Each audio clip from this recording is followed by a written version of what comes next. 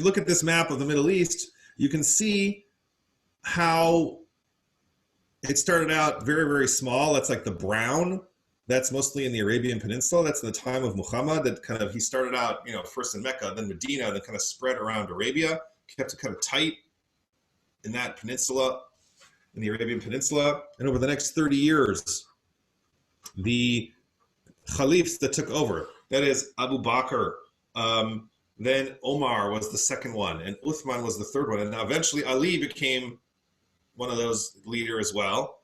They expanded to, I guess that's a Crayola peach, maybe. Can you see that on your screens? They expanded the empire, the sphere of Islamic world a little bit more, and then eventually the Rashidun, the righteous caliphs, ended, and the Umayyads took over, and they pushed the borders out even further. You can see how Islam expands further to the east, almost into India, and goes in the west, across North Africa, and into Spain. And in fact, the Umayyads added Spain to the Muslim world in 711 CE, and it was under the command of a General al-Tariq, who, after his victory, named a promontory rock, a very large rock at the southern tip of Iberia, after himself. It was called at the time Jebel al-Tariq, and eventually it became known as Gibraltar.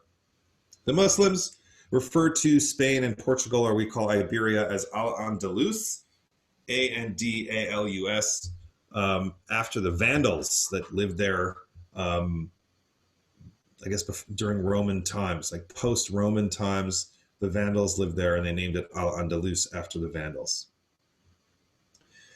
So the Umayyads, who, like I said, they're like in the yellow.